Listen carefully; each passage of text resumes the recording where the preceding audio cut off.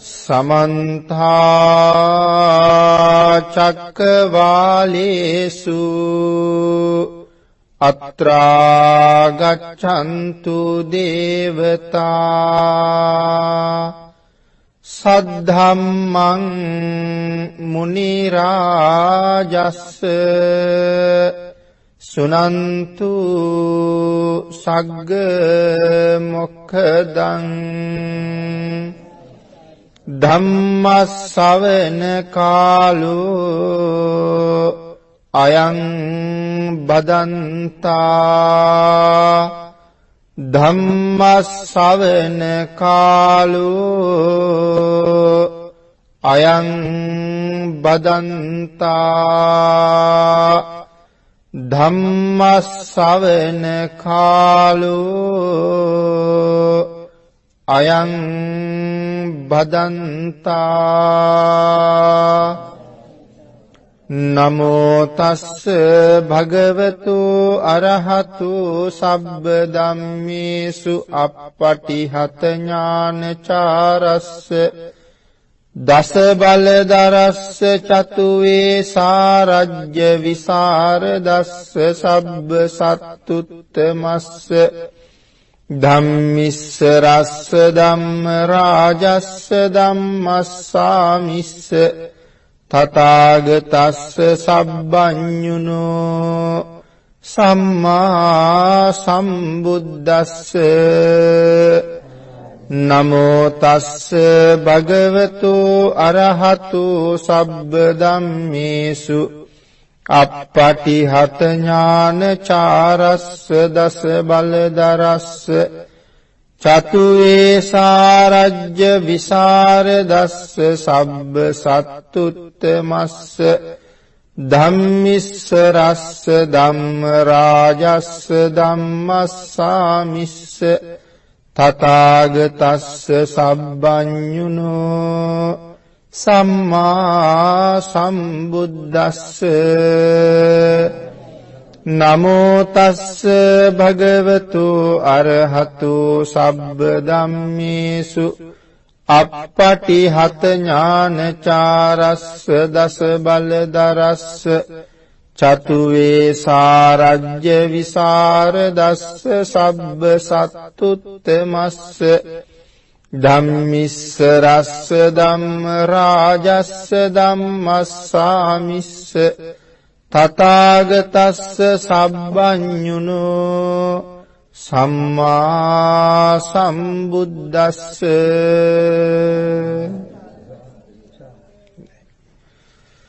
සද්ධර්ම ශ්‍රාවක කාරුණික ගුණගරුක බෞද්ධ පින්නතුනි බොහොම ශ්‍රද්ධාවෙන් යුක්තව මේ පින්වත් පිරිස සදී පැහැදී සූදානම් වෙන්නේ තථාගත ශාන්තිනායක සම්මා සම්බුදුරජාණන් වහන්සේ විසින් ලෝක සත්වයන් පිළිබඳව අනන්ත අප්‍රමාණ දයාවෙන් කරුණාවෙන් මෛත්‍රියෙන් යුක්තව අවබෝධ කරගෙන දේශනා කොට වදාළ අති උතුම් ශ්‍රී සද්ධර්ම රත්නයෙන් අබමල් රේණුවකටත් වඩා අඩු බොහෝම පුංචි කොටසක් දේශනා කරවගෙන ධර්ම ගෞරවය පෙරදරි කරගෙන දේශනාගත ධර්මයේ ශ්‍රවණය කරන්නත් එසේ ධර්ම ශ්‍රවණය කිරීමෙන් ලැබෙන අවවාද අනුශාසනා තම තමන්ගේ ජීවිතවලට එකතු කරගෙන වඩාත් නිවැරදි ඊ타ත්ම ධර්මානුකූල වූ මෙලව ජීවිතයක් සකස් කරගන්නත් නිවැරදි වූත් ධර්මානුකූල වූත් මෙලව ජීවිතයක් තුලින් සුගතිගාමී වූ පරලොව ආයති භවයකින් සැනසීමේ උතුම් පරමාර්ථය ඇතුවයි මේ සද්ධර්ම ශ්‍රවණය කරන්න සූදානම් වෙන්නේ.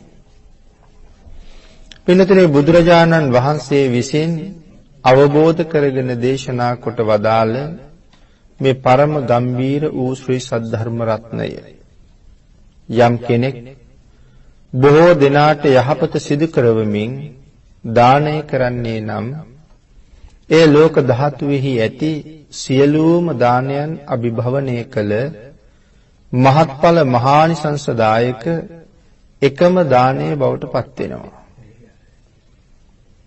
යම් කෙනෙක් සද්ධර්ම දානයේ සිදු කරලා තමන් බොහෝ කුසල රැස් කර ගන්නවා වගේම බොහෝ දෙනාට ධර්ම ශ්‍රවණය කරවමින් ඔවුන්ට ධර්ම ශ්‍රවණානිසංසය අත්පත් කරවන්නත් ඒ තුලින් කටයුතු කරන නිසා එයින් ප්‍රයෝජනෙට ගන්න සද්ධර්ම ශ්‍රාවක පිරිස මනාව සද්ධර්ම ශ්‍රවණය කළොත් ඒ අයට ලැබෙන ආනිසංසයත් ඊටාම ඉහළයි.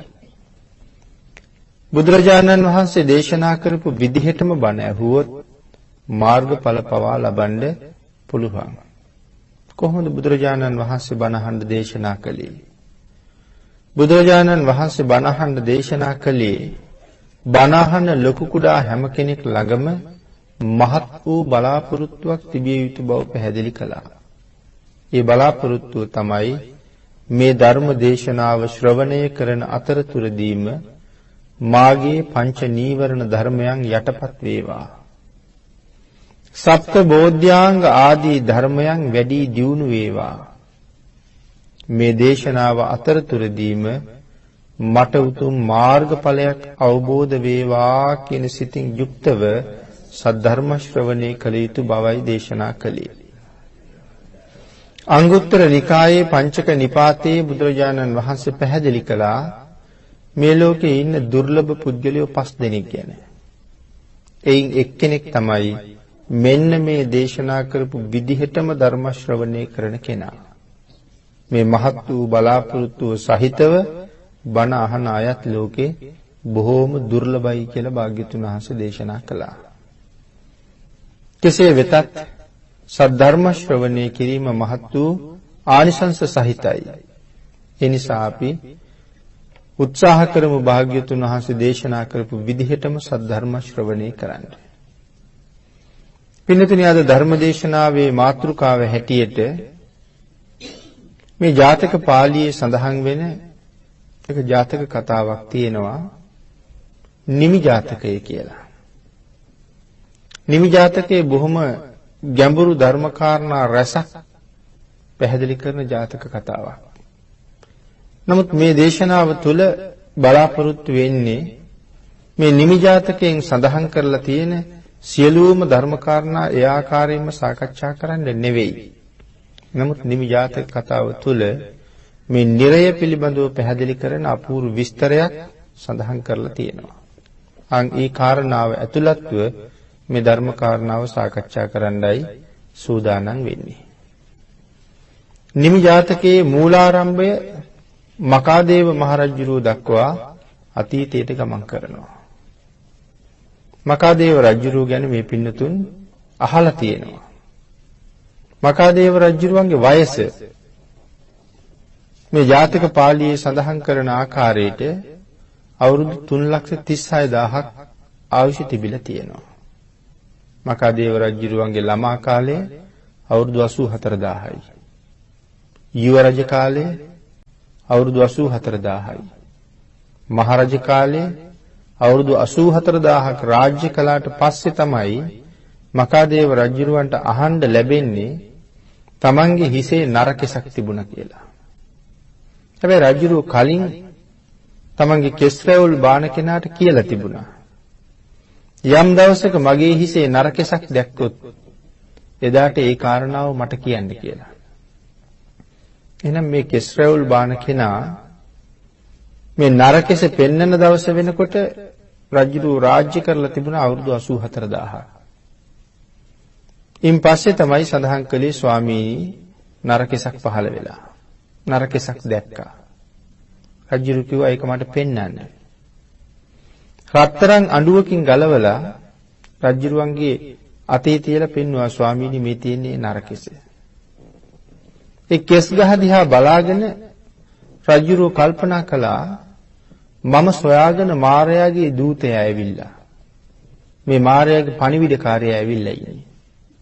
මම දැන් මැරෙන්න ළඟයි කියන පණිවිඩය කියන්නයි මේ ඇවිල්ලා ඉන්නේ. ඒක දැන තවත් මේ ආසනයට වෙලා රජසැප විඳින එක මගේ ජීවිතේට මට ඒක නුසුදුසුයි. මාරයා සමග යන්න තියෙන ගමන ළඟයි. ඒ නිසා මම එහෙ යන්න මොනවා හරි දැන් රැස් කළ යුතුයි. මේ විදිහට රජුරෝ තීරණය කරලා තමන්ගේ අමාත්‍ය මණ්ඩලය රැස් කරලා තමන්ගේ වැඩිමහලු පුතත් එතෙන්ට ගෙන්නලා ඒ සියලු දෙනාට දැනුවත් කළා මම රාජ්‍ය සභාවෙන් සමුගන්නවා. මම රාජ මාලිගාවෙනුත් සමුගන්නවා.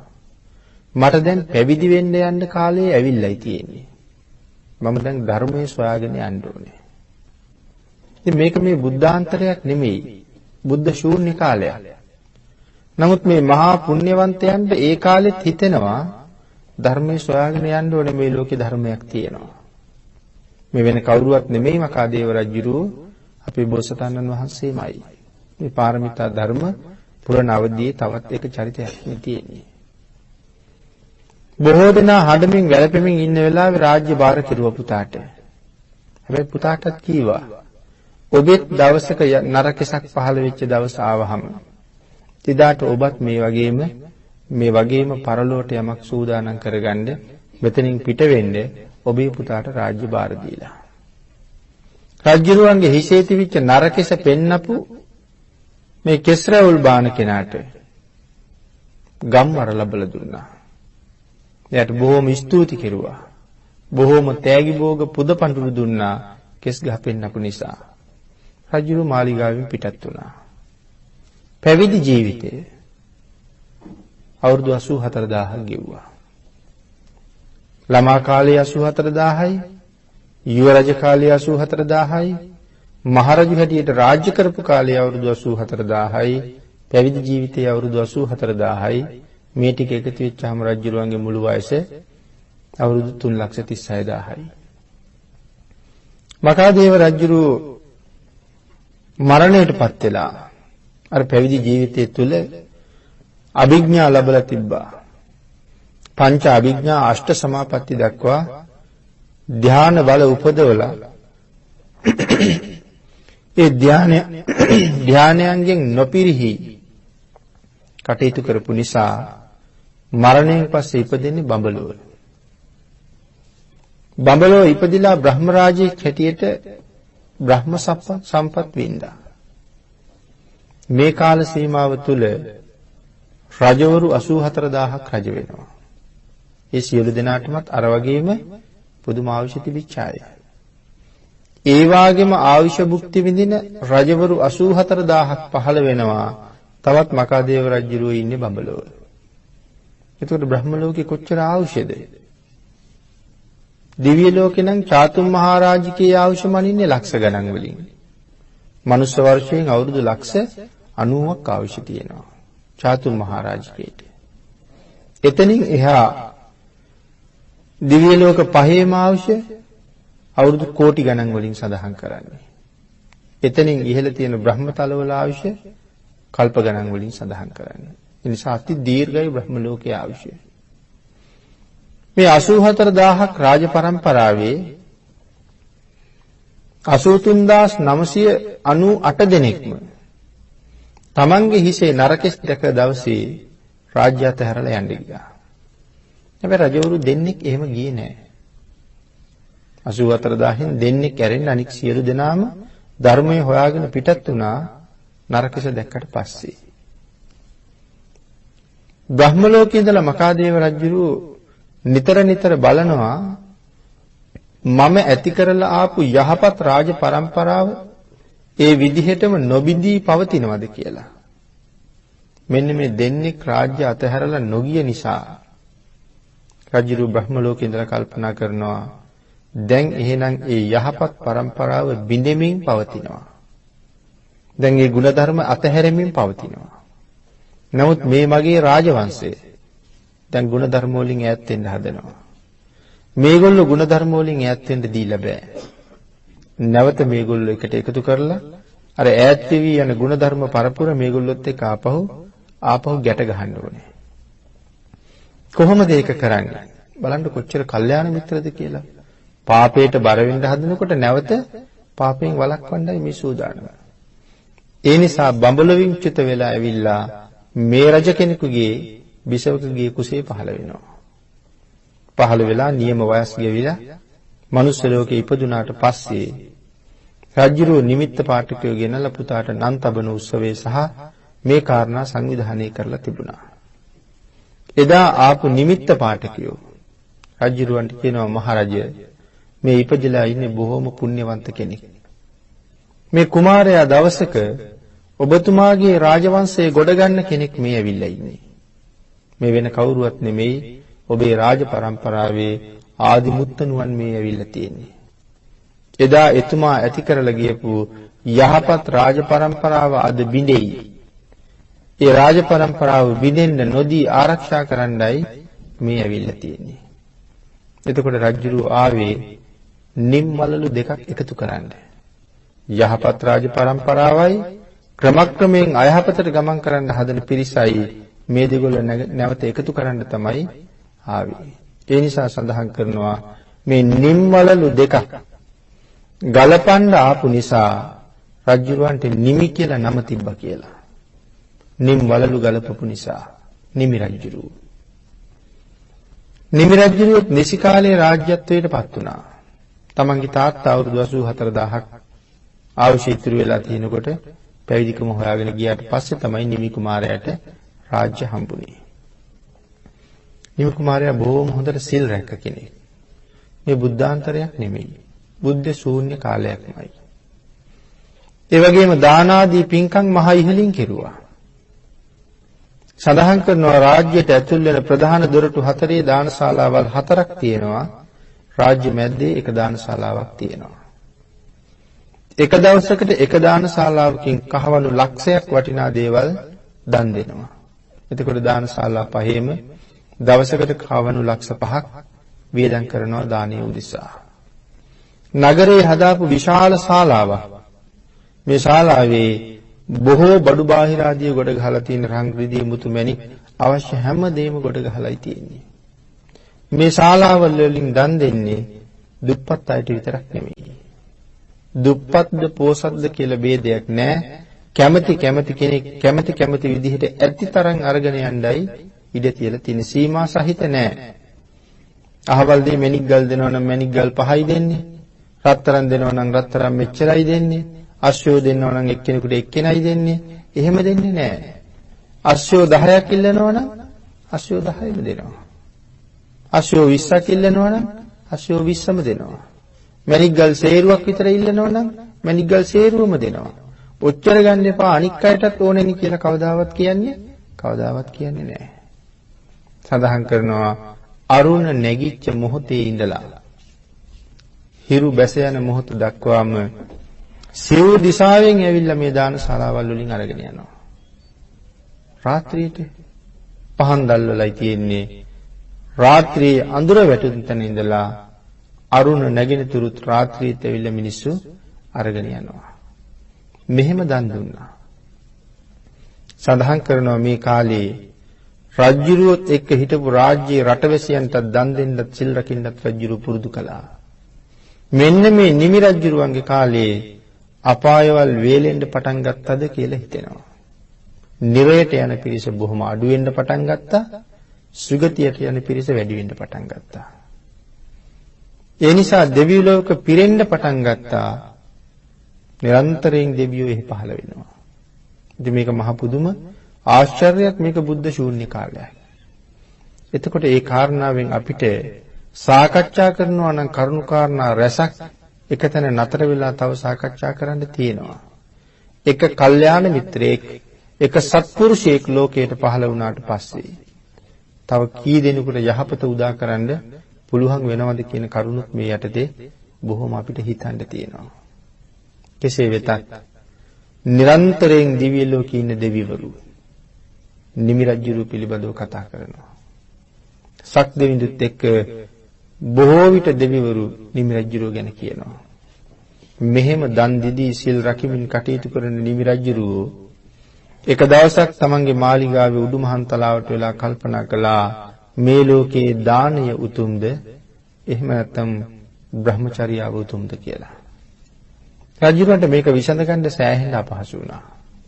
ඒ නිසා රජු හරියට කල්පනා කළා දානයේද උතුම් බ්‍රහ්මචර්යාවද උතුම්. මේක විසඳ ගන්න රජුරෝ බොහෝම වෙහෙසෙමින් කටයුතු කරන කල්පනා කරන මොහොතක ශක්‍ර දේවේන්ද්‍රයන් වහන්සේට මේක දැනුණා. පාණ්ඩු කම්බල ශෛලාසනයේට රත් වුණා. ඒ නිසා කල්පනා කළා මොකද්ද හේතුව? නිමි රජුරෝ මෙන්න මේ කාරණාව විසඳ ගන්න කල්පනා කරනවා. ශක්‍ර දේවේන්ද්‍රයන් වහන්සේ දෙව්ලොවින් චුත වෙලා නිමි රජුරුවන්ගේ ඉදිරිපිට පහළ වුණා. ඒ වෙලාවේ ඇහුවා කවුද කියලා. ඒ වෙලාවේ සඳහන් කළා මහරජ දෙදෙව් ලෝකයට අධිපති ශක්‍ර දේවේන්ද්‍රයා මමයි. කුමක් සඳහා ඔබ මෙහි පැමිණියාද? මහරජ ඔබේ හිතේ මේ වෙලාවේ තියෙන ගැටලුව විසඳලා දෙන්න මම මෙහි ආවා. ගැටලුව තමයි දානීය උතුම්ද බ්‍රහ්මචර්යාව උතුම්ද? ශක්‍ර දේවේන්ද්‍රයන් වහන්සේ සඳහන් කරනවා මහරජ දානය බොහොම උතුම්. දන් දෙන්න ඕනේ. දාන ආදී පින්කම් කරන්න ඕනේ. ඒක අත්‍යවශ්‍ය දෙයක්. කවදාවත් දන් දෙන එක නවත්තන්න එපා. නමුත් මහරජ මේ ලෝකේ දානයට වඩා බ්‍රහ්මචර්යාව උතුම්. දානයට වඩා බ්‍රහ්මචර්යාව උතුම්. ඒ වුණාට දන් දෙන එක කවදාවත් නවත්තන්න එපා කියලා සඳහන් කළා. එහෙම මේ ප්‍රශ්නේ විසඳලා දීලා ශක්දේන්දු නැවත දිව්‍ය ලෝකයටම ගමන් කළා. හිටපු ගමන් ශක්දේන්දු අතුරුදහන් වෙලා කොහෙ ගියාද? කල්පනා කරපු දෙවිවරු ශක්දේන්දුගෙන් ඇහුවා ස්වාමීනි ඔබ වහන්සේ මේ කොහෙ ගියාද? ඒ වෙලාවේ සඳහන් කළා මනුස්ස ලෝකෙට ගියා. නිමි රජුරවන්ට මෙහෙම ප්‍රශ්නයක් තිබුණා. නිමි රජුරවන්ගේ ප්‍රශ්නේ විසඳලා දීලා ඉන්න තමයි මම මනුස්ස ලෝකෙ ගියේ කියලා සඳහන් කළා. සියලුම දෙවිවරු බොහෝ අහන්න පටන් ගත්තා. ස්වාමීනි නිමි රජුරු කොහොමද? ස්වාමීනි මිතිලාව කොහොමද? ස්වාමීනි නිමි රජුරු සතුටින්ද? මේ වගේ රජුරු ගැන බොහෝ තොරතුරු බොහෝ කාරණා ඇහුවා. රජුරු ගැන බොහෝ කරුණු, රජුරුවන්ගේ රාජ්‍ය පිළිබඳව බොහෝ කරුණු ශක්‍ර දේවේන්ද්‍රයන් වහන්සේ දෙවියන්ට පැහැදිලි කරලා දුන්නා. දෙවියෝ කියනවා ස්වාමීනි අපි දෙව්ලොව ආවේ එතුමා නිසා. ස්වාමීනි අපි දෙව්ලොව ආවෙත් එතුමා නිසා. ස්වාමීනි අපි හරි ආසයි ආපෞසරයක් නිමි රජුරු දකින්න. ස්වාමීනි පුළුවන් නම් නිමි රජුරු දෙව්ලොවට එක්කෙන්න.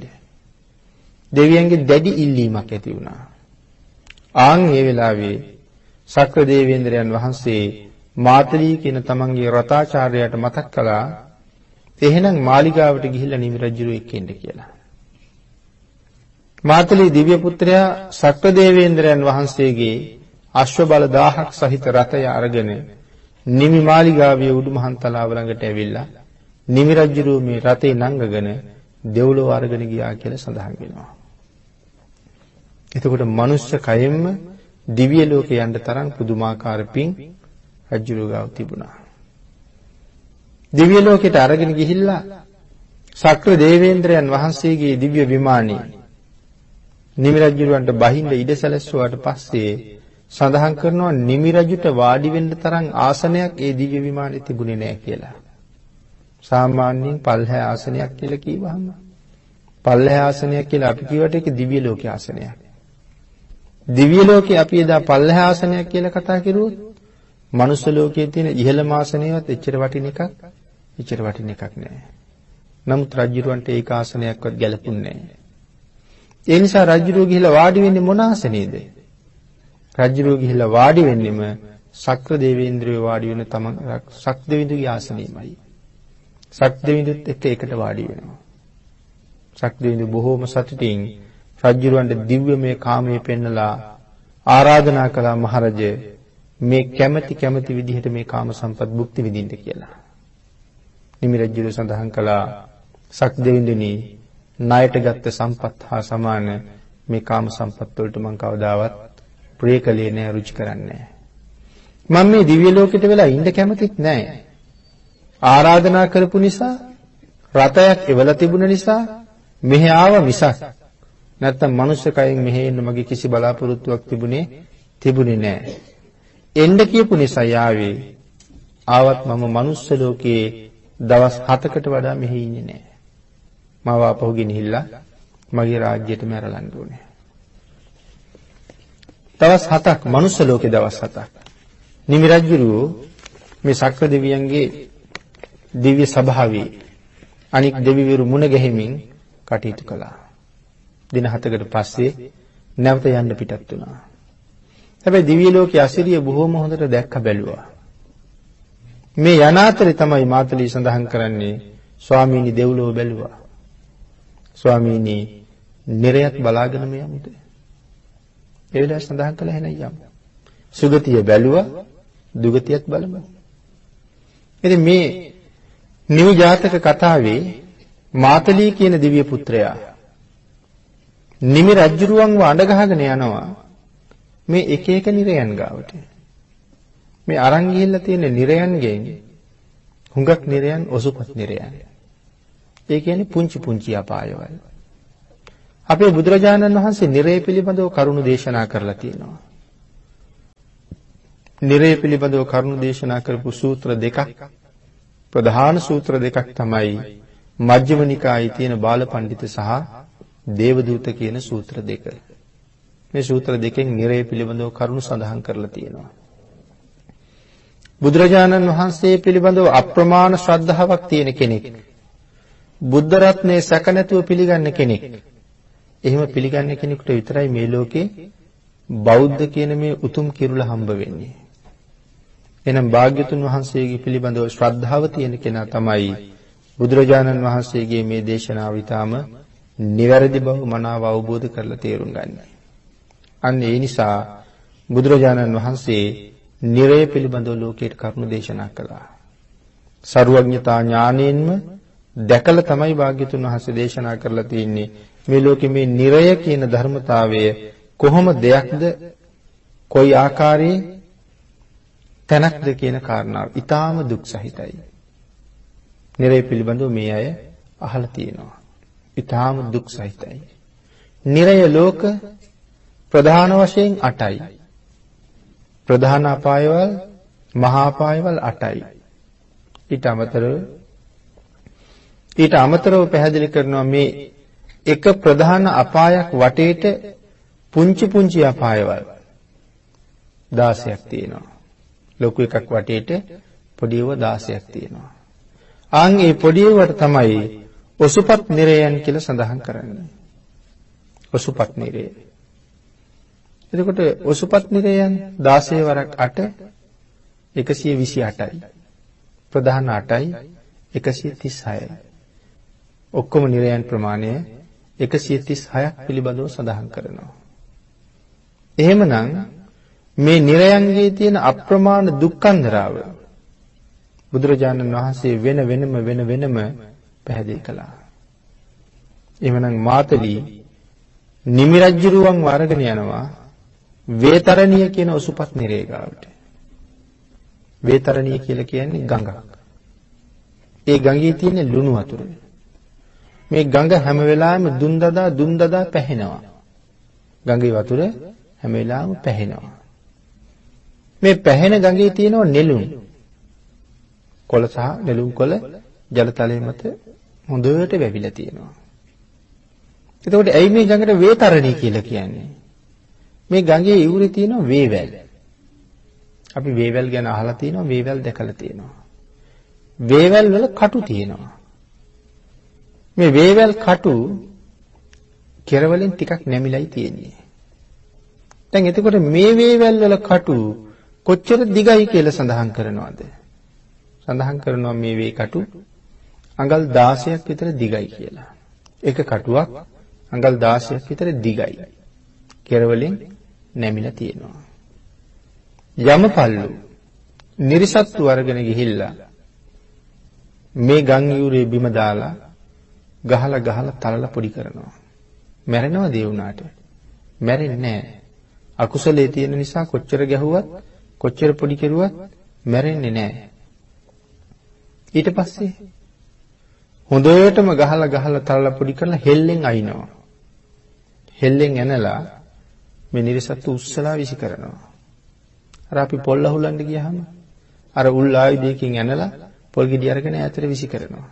ඒ වගේ හෙල්ලෙන් ඇනලා උස්සලා ඉහළට විසි කරනවා. ඒ විසි කරාම මේ නිරිසත්තු ඉහළින්ම ගිහිල්ලා වැටෙන්නේ අර වේ පඳුරු උඩට. ඒ වැටුනහම අර කටුවල ඇමිනෙනවා. මේ පැත්තෙන් ඇනුනහම අනිත් පැත්තෙන් මතුවෙනවා. අවුරුදු ලක්ෂ ගාණක් සමහරට අවුරුදු දහස් ගණන මේ වේකටු වල ඇමිනිලා මේ කට්ටිය විලාප කියා අඬ වේදනාව විඳිනවා. කෑමක් නැහැ, බීමක් නැහැ, මැරෙන්නෙත් නැහැ, වේදනාව සීමාවකුත් නැහැ. මෙහෙම දුක් විඳලා මේ කට්ටිය ටික මේ වේකටු වලින් ගැලවිලා අවුරුදු දහස් ගානකට පස්සේ වැටෙනවා පල්ලෙහාට. වැටෙනකොට ගංගාවේ ඉවුරේ තියෙනවා යවුල්. මේ යවුල් පුංචි නෑ. සඳහන් කරනවා තල් කඳක් වගේ පොල් කඳක් වගේ යවුල ලොකුයි.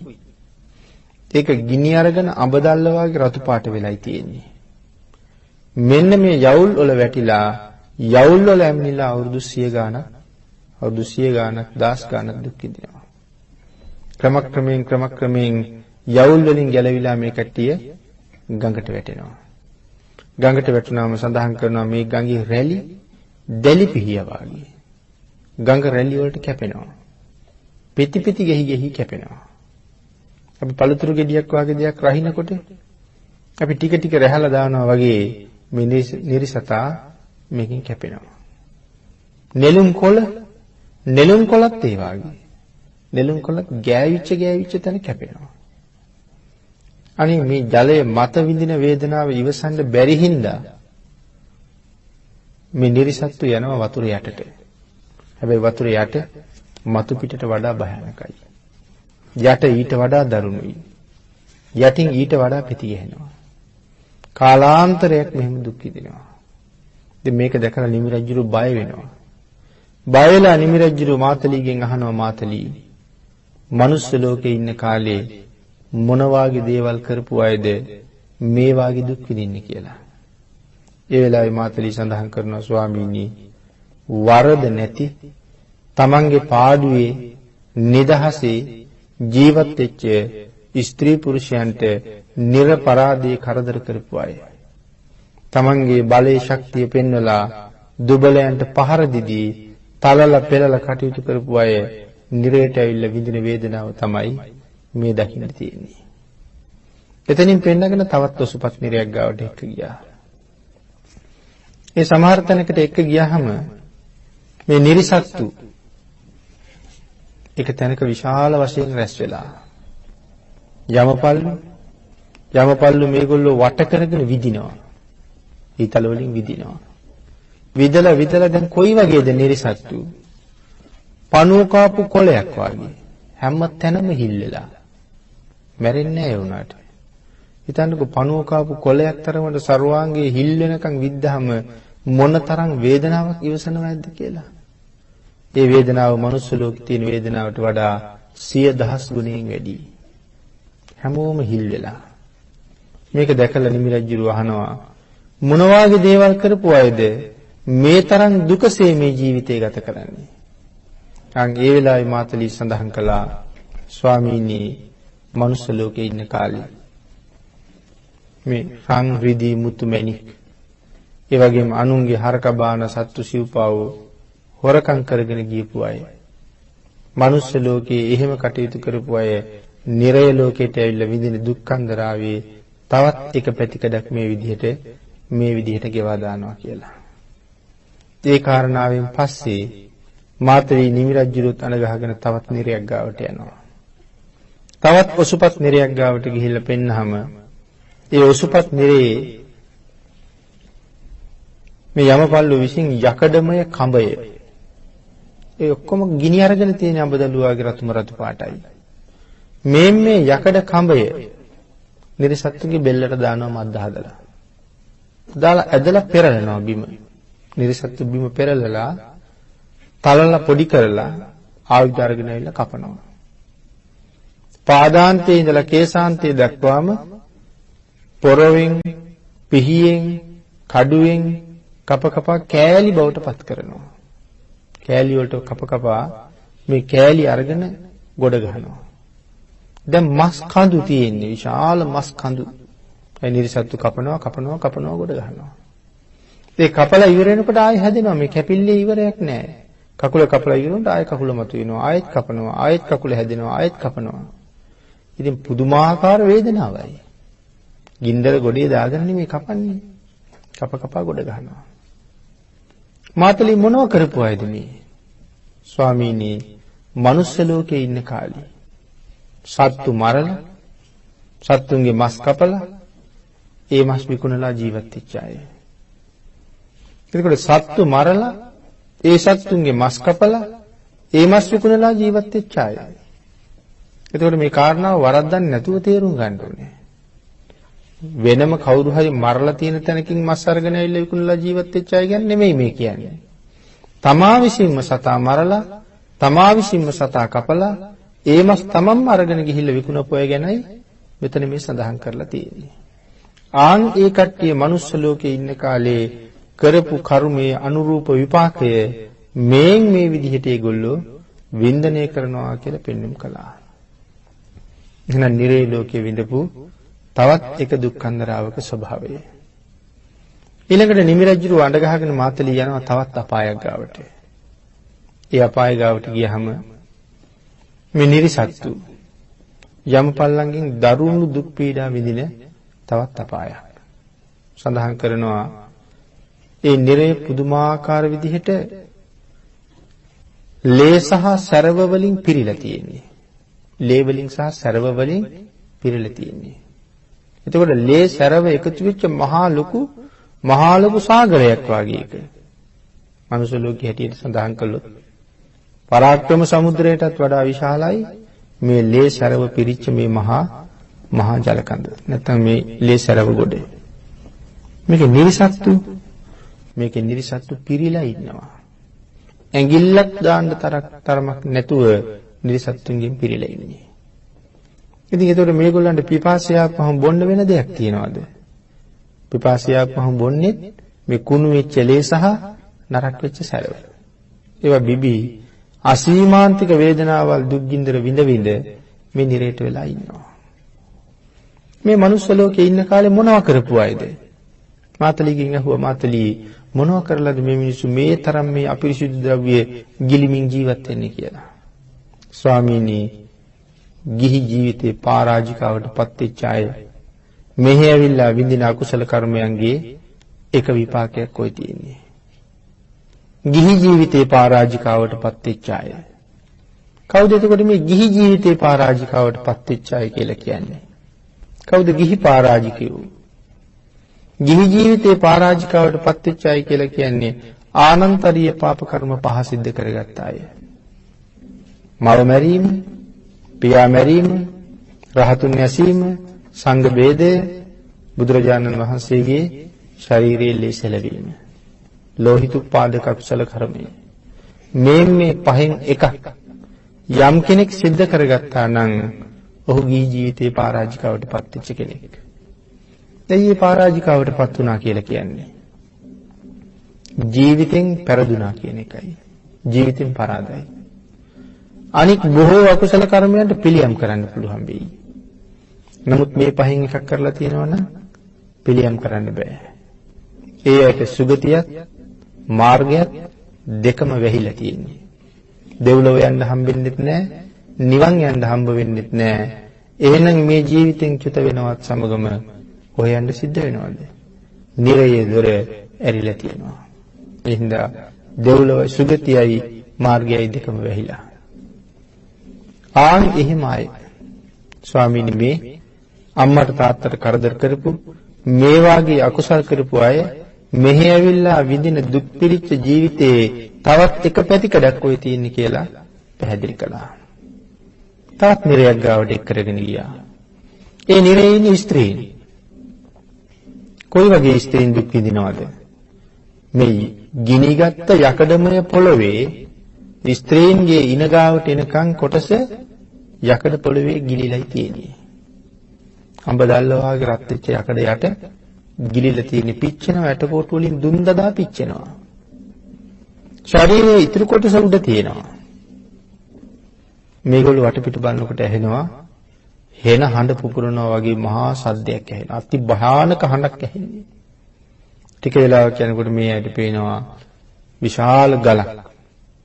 සතපුම් ගණනක් දිග පල්ල විශාල ගලක් තමන් දිහාට රෝල් වෙවි එනවා. ඉදිරියේ ඉන්න අය මේ ගලට යට වෙවි තැලෙමින් යනවා. දැන් තව මොහොතින් මොහොත මේ ගල මාගාවට ළඟා වෙනවා. මාත් මේකට යට වෙයිද කියලා හැඟෙනවත් සමගම මාත් යට කරගෙන ගල රෝල් වෙලා ඉස්සරහට යනවා. තැලෙන අය හරියට නිකන් රොටියක් වාගේ තැලෙනවා. වේදනාව අපි මේ කියනවා වාගේ නෙමෙයි වේදනාව.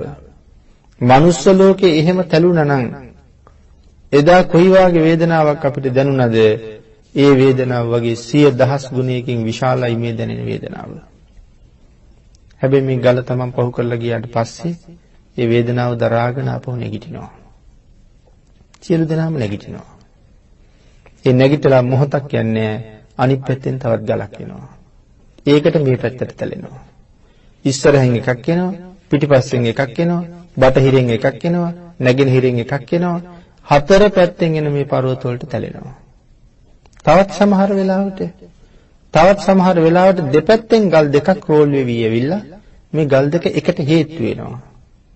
එතකොට මැද්දේ හිර වෙන අය බාගෙට තැලිලා කොහොම වේදනාවක් විඳිනවද?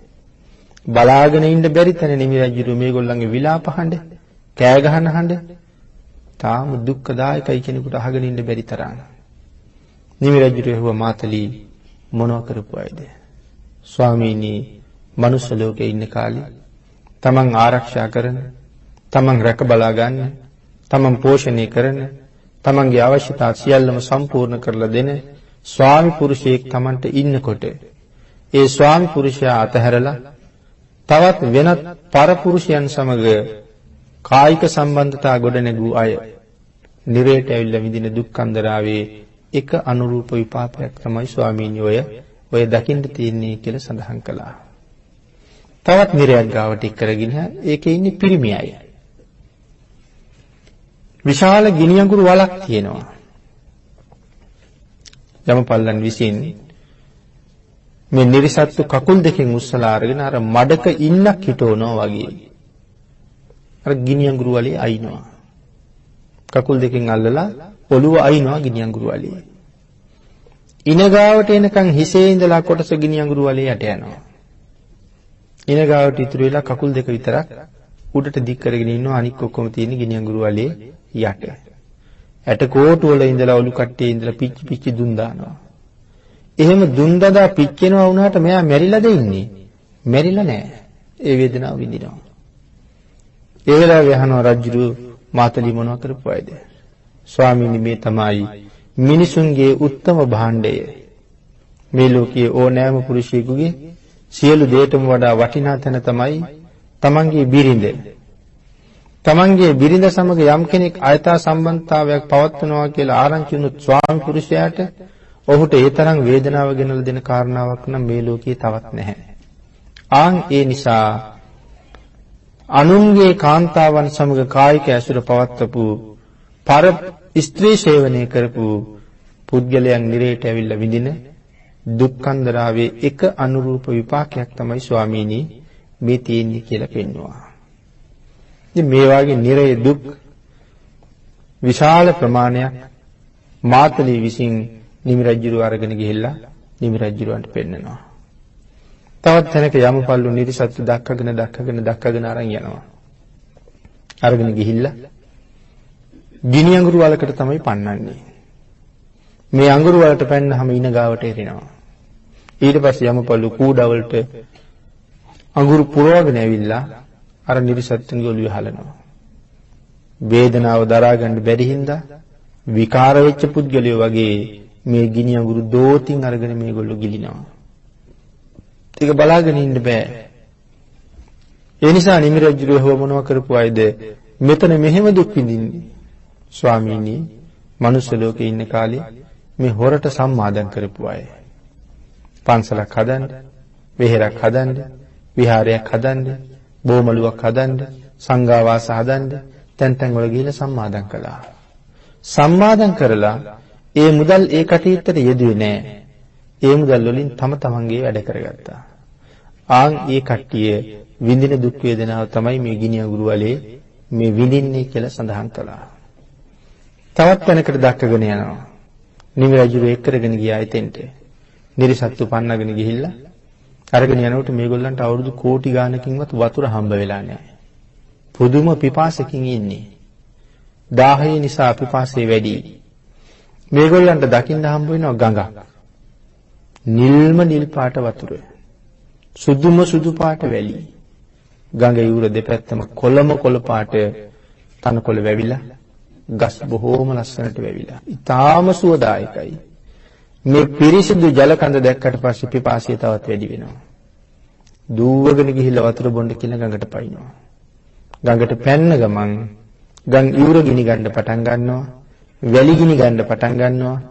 එතකොට ගඟේ වතුර නිවෙන්න පටන් ගන්නවා. වතුර හිඳෙන්න පටන් ගන්නවා. වතුර හිඳි වතුර තිබ්බ තැන් වල ඉතුරු වෙනවා අඟුරු. මොන අඟුරුද තියෙනවා කියලා සඳහන් කරන්නේ බොල්. අපි 10 කන්දකට ගිනි තියහම කමති කොළ පාගලා බොල් කන්දට ගිනි තියහම ටික ටික ඒක පත්තු වෙවි නිමිලා තියෙනවා වගේ පෙවුනට ඇතුලේ තියෙන ගින්දර. බොල් අඟුරු. දැන් වතුර නැහැ. නමුත් පිපාසය වැඩි නිසායි ගඟට පැන්නේ. තවත් පිපාසය වැඩි වෙලයි තියෙන්නේ. දැන් මේගොල්ලෝ අර අඟුරු බොල් අඟුරු දෝතින් අරගෙන බොනවා. අඟුරු බොන්නේ මේක දැකලා දරා ගන්න බැරුව නිමිරජ්ජුරුව අහනවා මාතලි මොනව කරලාද මේ තරම් මේ අඟුරු බොන්නේ? ස්වාමීනි මනුස්ස ලෝකේ ඉන්න කාලේ හොඳ වී වලට බොල් වී කලවම් කරලා විකුණපු අය. මේ එකරපු දේ අනුරූප විපාකයයි මේ විඳින්නේ. එනම් මේක විපාකයක් මෙතන සඳහන් කරලා තියෙන්නේ වී වලට බොල් කලවම් කරලා විකුණපු අය. ඉතින් මේක යටතේ තව බොහෝ දේවල් වලට සම්බන්ධයි දුක් විඳිනවා. වී වලට බොල් කලවම් කරා වගේ සමහර අය හාල් වලට ගල් කලවම් කරනවා. සමහර අය සීනි වලට වතුර දානවා. මේ ජීවිතයේ යම් ලාභයක් සුවයක් හොයන්නේ තව කෙනෙකුට දුකක් වේදනාවක් අත්පත් කරලා දුන්න අය නිරේට ගිහිල්ලා විඳින දුක් කන්දරාවයි මේ තියෙන්නේ. ඉතින් මේ විදිහට නිමි රජුරවන්ට බොහෝ කරුණු පෙන්නනවා. මේ කාරණා මේ විදිහටම මනුස්ස ලෝකයේ සිද්ධ කරපු දේත් එක්ක අනුරූප විපාකය මේ නිමි ජාතකයේ තුල අපූර්වට පැහැදිලි කරලා තියෙනවා. නමුත් ධර්ම දේශනාවට තියෙන කාලය නිමා වෙලා නිසා අපි මීට වඩා ඒ කාරණාව සාකච්ඡා නොකර මනුස්ස ලෝකයේ ඉඳගෙන අපි මේ කරන හැම දෙයකටම කුසල කර්ම වලට කුසල විපාකයක් අකුසල කර්ම වලට අකුසල විපාකයකුත් තියෙන බව මනාව අවබෝධ කරගත යුතුයි. නිමි රජතුමා මේ කාරණාව දැකලා මනුස්ස ලෝකයට තවත් බොහෝ විදිහට මේ කරුණු පැහැදිලි කරලා දීලා ඒ අය පාපයෙන් වළක්වලා නිමි රජුව තමන්ගේ ආයුෂ කෙරවල කරලා නැවත ගිහිල්ලා බඹලව ඉපදුනා. එහෙමනම් මේ රජුරුවන්ගේ තිබිච්ච ධාර්මික බව සහ අබුද්ධෝත්පාද කාලයක සත්පුරුෂයෙක් වෙච්ච හැටිත් මනුස්ස ලෝකේ ඉපදිලා අපි කරන අකුසල් වලට අපට හම්බවන විපාක වල තියෙන දුක් සහිත බවත් බොහොම කෙටියෙන් සාකච්ඡා කරමින් සකල ලෝක සත්වයාට මේ කාරණාව දැනුවත් කිරීම සඳහා සද්ධර්මයට කැමති සියලු දෙනා වෙනුවෙන් මේ ධර්ම දේශනාව බෞද්ධ රූපවාහිනියෙන් විසිරුවා හරිමින් මහත් වූ ධර්ම දානමය කුසලයක් රැස් කරගත්ත මේ පින්තුන් සියලු දෙනාටම නිර්වාණ අවබෝධය සඳහාම මේ කුසල් පාරමී වේවා කියලා ආශිර්වාද කරනවා. අද ධර්ම දේශනාවේ දායකත්වයේ කිරිබත්ගොඩ මාකුල පදිංචි රෙසිල්ඩා බුලත් සිංහල, මාලනී බුලත් සිංහල සහ රත්නපුර කැම්මන පදිංචි එච්.එම්. ජයවර්ධන, කේ.එල්. හීම්මැණිකේ සහ සුමනා දිසානායක යන මහත්ම මහත්මීන් විසින් උතුම් අරමුණ මිය පරලෝකීය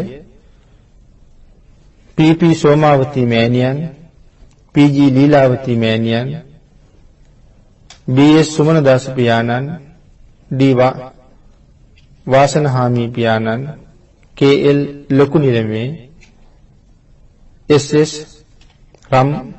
රම්මල්හාමි, එච්.එම්. පුංචි මහත්මයා, කේ.ඩී. පුංචි මැණිකේ, ධර්ම ශ්‍රාවක සියලු දෙනාගේ නමින් මියගිය සියලුම ඥාතීන්ටත් නම් සඳහන් කරන්ට යෙදුන පවුලේ නිදන ප්‍රාප්තියටපත් වන සියලු ඥාතීන්ටත් පින් අනුමෝදන් වේවා. සත් ප්‍රාර්ථනා කරන අතිපූජ්‍ය අවසරයි දරණාගම කුසල ධම්ම ස්වාමීන් වහන්සේටත් තැඹිලිගස් මුල්ල සුධර්මාරාමාධිපති පූජ්‍ය පානකාවේ අවසරයි ප්‍රේමරත්න ස්වාමින් වහන්සේටත් දේශකයන්න් වහන්සේටත් පතන බෝධියකින් නිර්වාණ අවබෝධය සඳහා මංපෙත් විවර වේවා කියලා ආශිර්වාද කරමින් බුද්ධ ශාසනයේ චිරස්ථිතිය උදෙසා කැපවී සිටින සියලුම ස්වාමින් වහන්සේලාට පින් අනුමෝදන් කිරීමත් බෞද්ධ නාලිකාවේ සියලුම කාර්ය මණ්ඩලයේ සියලු දෙනාටමත් මියගිය රණවිරුවන් සහ සියලුම රණවිරුවන් සුජීවත් රණවිරුවන්ට සෙත් ප්‍රාර්ථනා කිරීමත් බුලත් සිංහල පරම්පරාවේ සියලුම ඥාතීන්ට පින් අනුමෝදන් කරමින් ආශිර්වාද කිරීමත් ධර්ම ශ්‍රවණය කළ ලංකා වාසී ලෝක වාසී සියලුම දෙනාටමත් මේ ස්ථානයට සහ සම්බන්ධ වෙච්ච සියලුම මේ ඥාතීන්ට සහ දුවා දරුවන්ට මුණුබුරු මුණුබිරි ආදීන්ටත් රත්නත්‍රයේ ආශිර්වාදේ ප්‍රාර්ථනා කිරීම මේ පින්කමේ උතුම් පරමාර්ථයන් හැටියට දායක පිරිස සිහිපත් කරනවා. පින් අනුමෝදන් කළ සියලු දෙනාට පින් අනුමෝදන් වේවා. ආශිර්වාද කරපු සියලු දෙනාට රත්නත්‍රයේ ආශිර්වාදයෙන් නිදුක් බව නිරෝගී බව චිරජීවනයේ උදාපත් වේවා. අපි සියලුම දෙනාට ඊ타ම ඉක්මන් භවයක ඊ타මත්ම කෙටි කාලයකින් සුඛ සහගත ප්‍රතිපදාවෙන් ආර්ය සත්‍ය අවබෝධයෙන් සැනසෙන්න මේ මහා කුසලයේ පාරමිතාවක් වේවා කියලා ප්‍රාර්ථනා කරමු. ආකාශට්ඨා ච බුම්මට්ඨා දේවා නාග මහිද්దికා පුඤ්ඤන්තං අනුමෝදිත්වා චිරං රක්칸තු ලෝක සාසනං දේවෝ වස්සතු කාලේන සස්ය සම්පatti හෝතු ච පීතෝ භවතු ලෝකෝ ච රාජා භවතු ධම්මිකෝ